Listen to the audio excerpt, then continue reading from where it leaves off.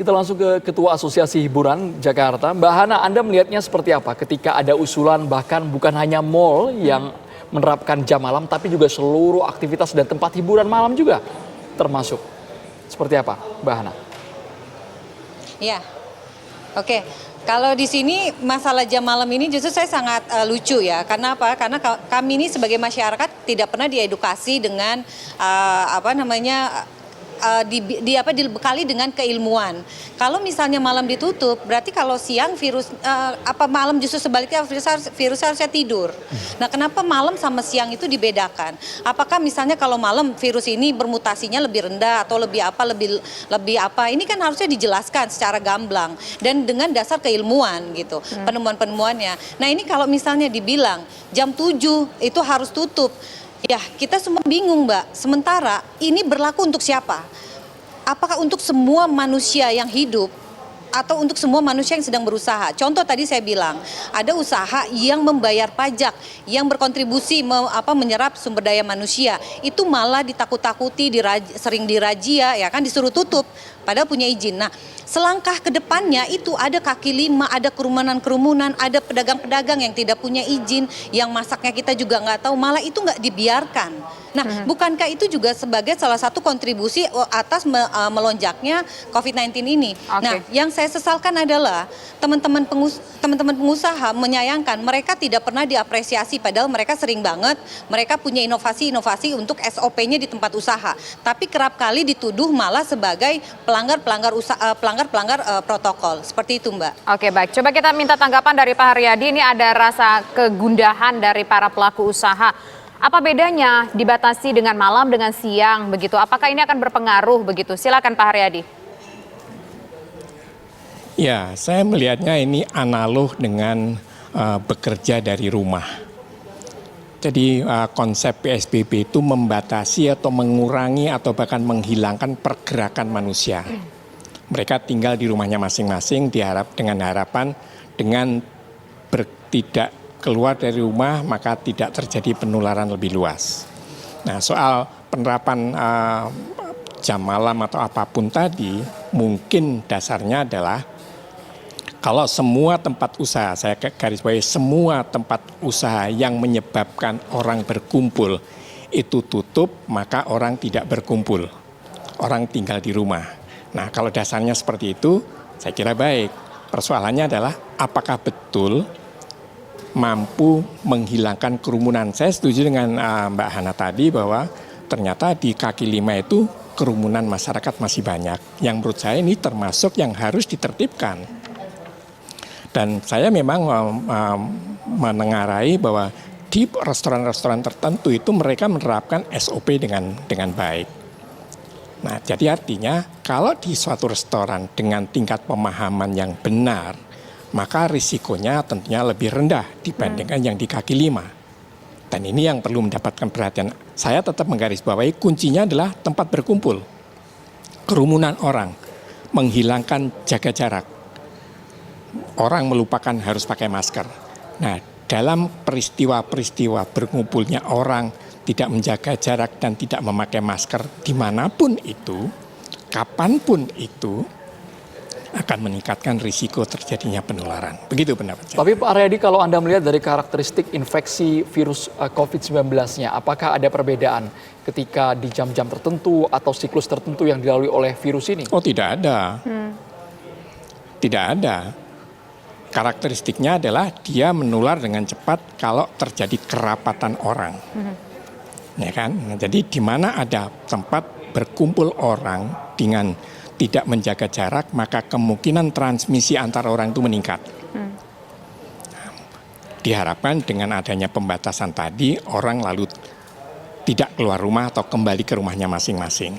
Saya tidak bisa mengomentari bagaimana kebijakan itu, tetapi dari segi karakteristik virusnya tidak ada perbedaan antara siang dan malam selama ada orang yang berkerumun. Oke, baik. Ini sudah berbulan-bulan ya kita hidup di tengah pandemi ini, begitu ya, termasuk juga para pelaku usaha.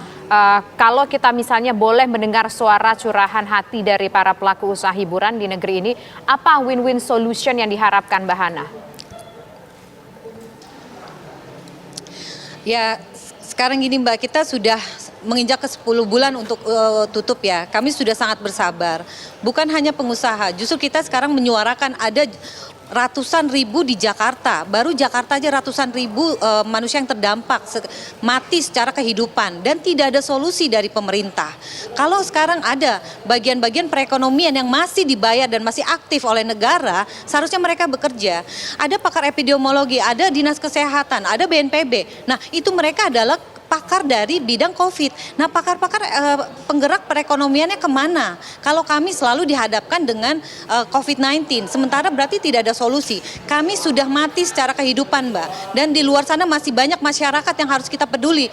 Kalau kita di rumah saja, rumahnya sendiri harus bayar.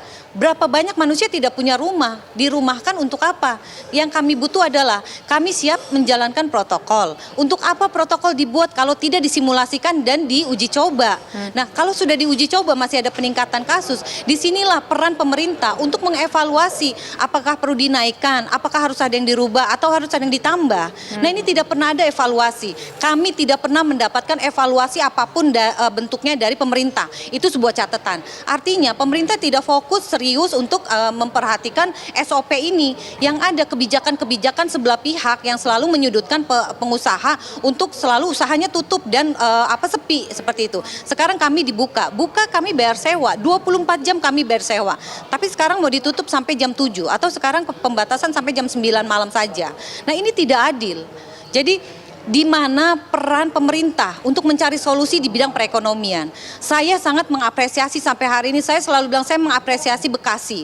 Bagaimana Bekasi itu beriringan antara pergerakan ekonomi dengan pengendalian COVID-19-nya. Seperti itu Mbak. Tapi posisinya Mbak Hana, apakah ada alternatif yang ditawarkan kepada pemerintah dari pengusaha hiburan?